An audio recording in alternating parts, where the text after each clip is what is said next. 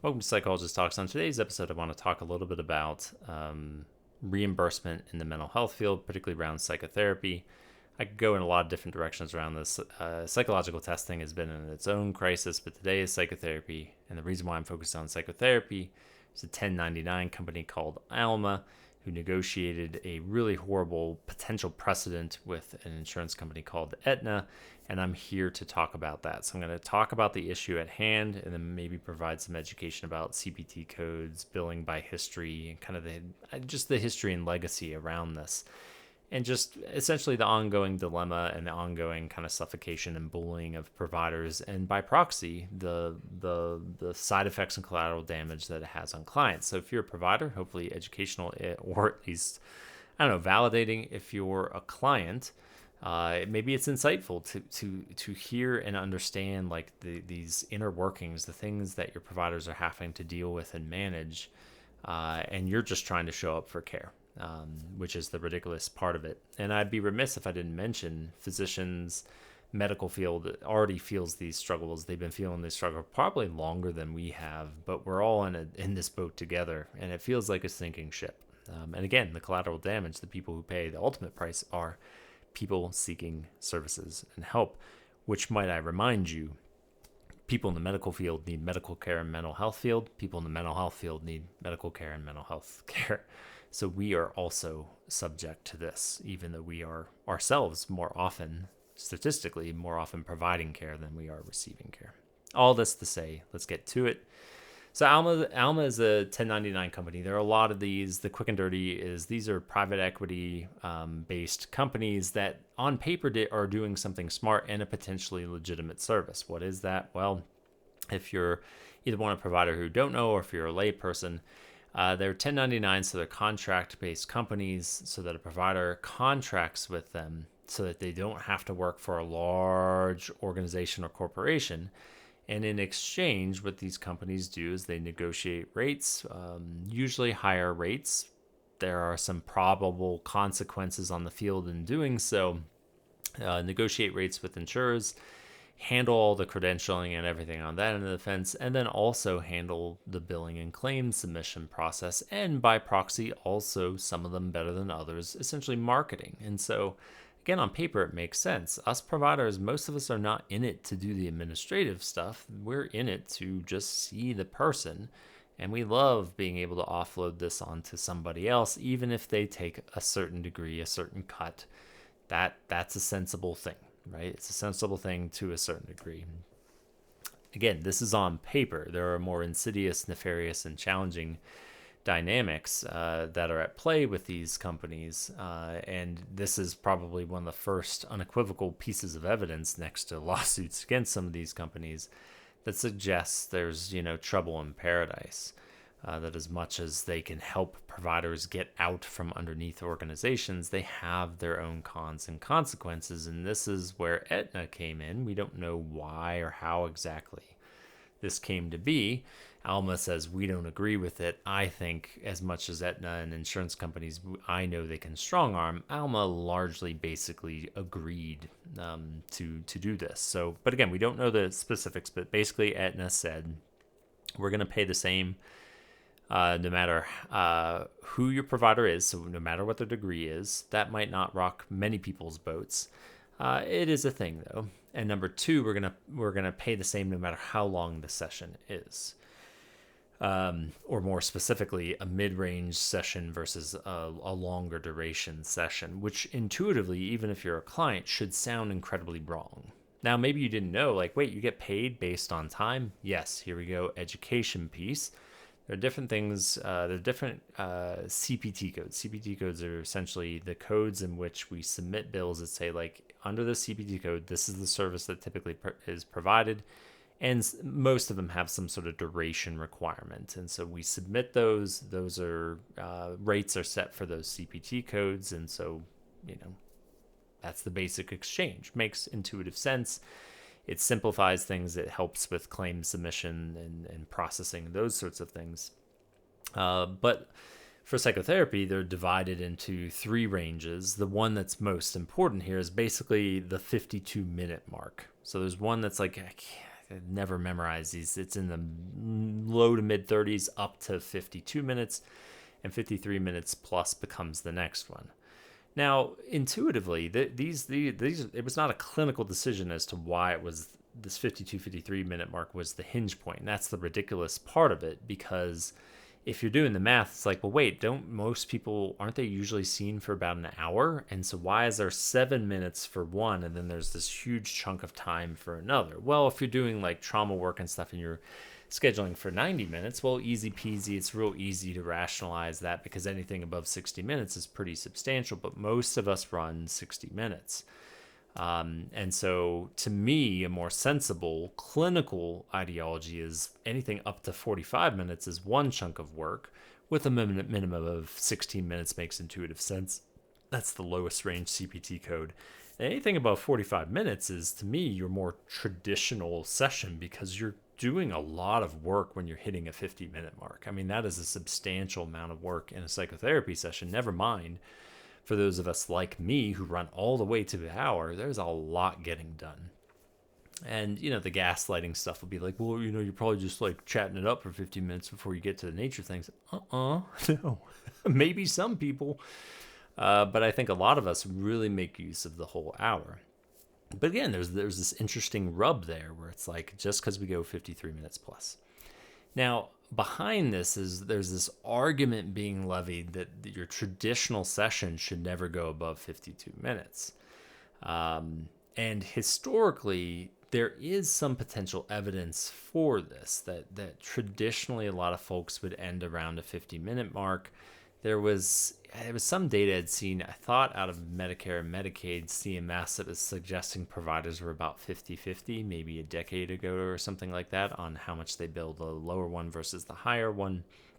But all this to say, you get paid more for 53 plus, get paid less for the 52 minus. But again, there's a cap at like 30-ish minutes, and then there was a 16 minute to 32 minute. No one uses those outside. I mean, that is so super short term, and it's useless. I don't understand it.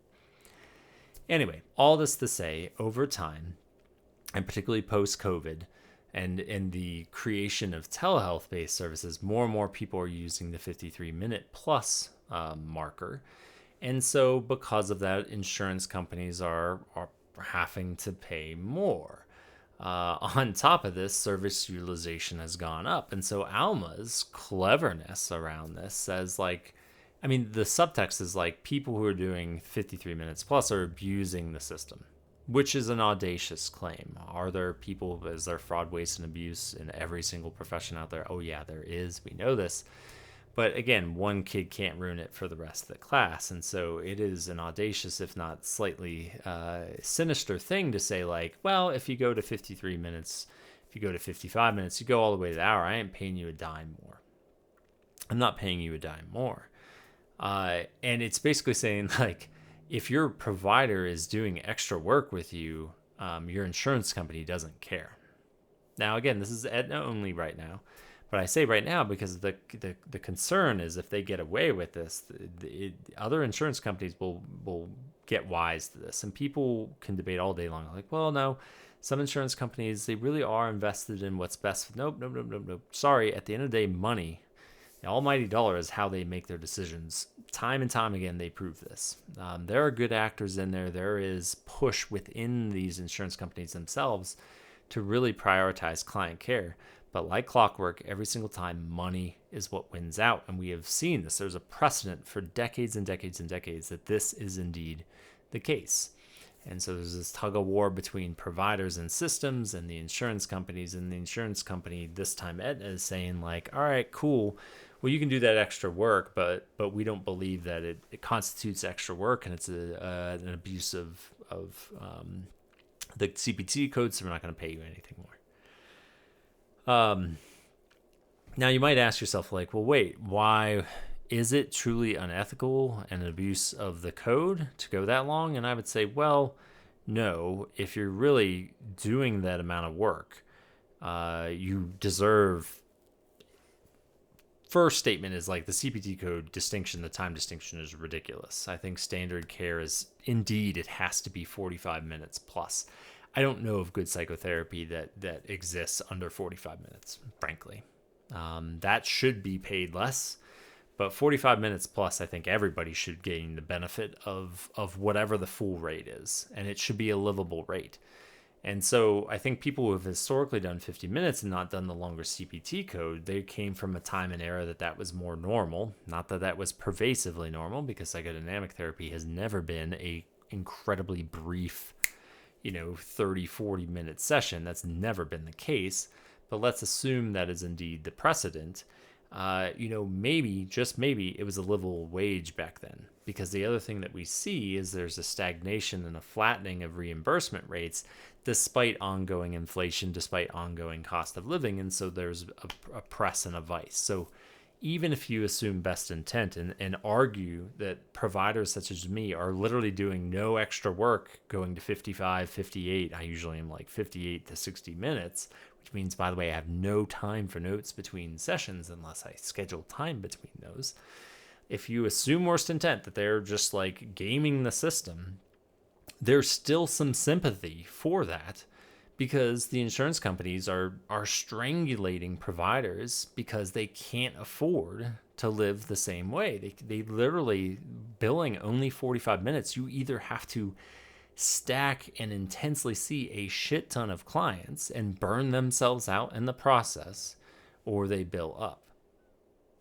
Now again, billing up still has it has a precedent. I mean, if a provider is like conveniently going like 53 minutes, good, every single session, and they really aren't doing anything extra, that's a little sleazy for sure.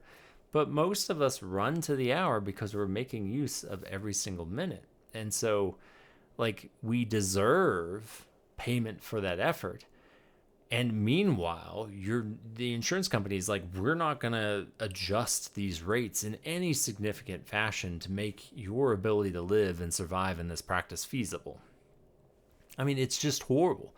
And the collateral damage is the client, the person who is seeking the care, because what increasingly will happen if this Aetna decision was to cascade and other insurers get wise and be like, maybe we can do this too, is you're going to have more and more providers, as is already the case, going, fuck insurance, I'm not going to accept insurance anymore. And there are ways we can quasi make this a little bit more affordable for you and still make a decent amount of money, but it's still going to be, I can almost guarantee $100 more or more out of pocket to do that. Otherwise, your provider has to be a glutton for punishment and just subject themselves to insurance companies or the companies that, employ them, that just kind of like accept and skim off the top as well. And they're just going to be burnt out and just not doing terribly well. There are certain interventions and there's certain needs, mental health needs in the world that can benefit from short-term intervention, shorter session lengths. I mean, behavioral health care is a perfect example of this. But if you're seeking any degree of depth for any degree of complexity of a problem, even evidence-based practices routinely go above their alleged session limits within the research. And so the providers are suffocating, the insurance companies are suffocating her providers, which then suffocates your care. That's what's going to happen. I mean, there is no other outcome for this. There's none. There's no way out of this besides insurance companies being muscled into, reimbursing better or not pulling bullshit like this. Or there just being some sort of structural change that allows providers to do what they do, be respected for what they do, and be paid for what they do so that quality of care does not go down. But instead, they want to, keep rates flat, decrease rates, pull shit like this. Oh, by the way, you have to have outcome measures. Oh, by the way, you have to do this. It's like, when the fuck are we going to do all these things? The amount of mental effort it takes for me to do the work I'm doing with this client. Never mind, I'm supposed to be doing outcome measures and submitting claims and all this shit. And you want to pay me the bare minimum all the time. Why am I dealing with you? Which then cascades into like, why is this even the system? Why is this the case? Never mind mental health care. It's psychological testing. I can't remember if I mentioned at the beginning. Absolutely flattening. It's almost more productive. You make more money not doing psychological testing, which the intensity of that kind of work is wildly high. And yet, psychotherapy, right? Never mind the medical field. I mean, it's just a crisis. And the plea is, I don't know what providers can do. I try to work on advocacy through various mediums. But to me, at the end of the day, the court of public opinion is the only weapon against this. Like, isn't that crazy to hear a provider say that? Like, you as a client, as a everyday human being, might be more powerful than me as a provider who is sitting there closer to the insurance company than you. That's because they are more wed to you and your money than they are to paying me for what I do. So there are organizing bodies and stuff like that us providers can advocate, but it is a slow-moving, if not useless system, because we keep losing. Year over year over year, the encroachment keeps on happening. So clearly that's not working. The last bastion is the court of public opinion. That if the populace gets fed up enough, then the hand can finally be forced to stop the bullshit and stop gaslighting people into believing that there's really solid reasons as to why they keep doing this. There are some quasi reasons, right? There's little kernels and nuggets of truth to everything that they're doing, but those kernels and nuggets of truth are buried under greed.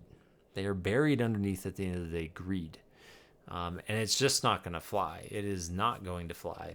And there needs to be a lateral conversation around how to fix this, or, as some people say, destroy the whole system and do single payer or some other hybrid system, because this is not working.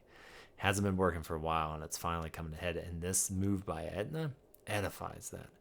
It edifies that. I sure as hell hope to my fellow providers, but vicariously clients who will be subjected to the collateral damage, that this is just a one-off, that Alma made a mistake and they go back to it and be like, we got a lot of pushback, we got to cut this, and nobody tries to do this anytime soon, if not ever again, without a reworking of CPT codes that benefits both affordability of care, but also benefits so that providers can actually live off of the care that they provide. So I don't know what's in the cards, but it's just pessimism and cynicism about the whole thing. Just the longer I'm in the field, the worse it gets. and we got to figure something else out. So this felt very disorganized. I'm just kind of on the fly doing this and shooting this episode, but in the very least, I hope if you're a provider, one, this is informative, if not validating and just kind of commiserating in the frustration of it all. If you're a client, I sure as hell hope it's informative and gives a little bit of context to how unfair it is for you to be subjected to these sorts of issues. But it isn't just out of like providers just, being melodramatic. These are very serious issues, and more often than not, providers are containing and over-containing a lot because they don't make these decisions lightly. They will often bend themselves and contort themselves into really challenging, burnt-out positions before they finally relinquish and go, I cannot do this anymore. Are there the greedy providers out there? Of course there are. But more often than not, we are contorting ourselves in really significant ways before we finally just can't, and we break, and we can't do it anymore. And this is... go look at physician depression rates, go look at physician rates of suicidal thoughts and even suicidal completion of suicide. The rates are much lower amongst mental health providers, but you want to hear like the dark kind of joke about it is like, well, apparently insurance companies want to increase the rates in the people who actually provide the care for those very symptoms. Like, good on y'all, insurance companies, good on y'all. Anyway, getting dark there. So, obviously reach out for help if you're, getting to that place. Please. I love working with my fellow providers. I love working with medical providers as well. For this very reason. Anyway. So I hope it's been helpful, interesting, if not depressing. As always, stay curious. I feel like this is less about curiosity and more about like, take care of yourself. Keep at it. I don't like the word resiliency, but gosh, protect yourself, band together, etc. So stay curious plus all of that. Thanks so much.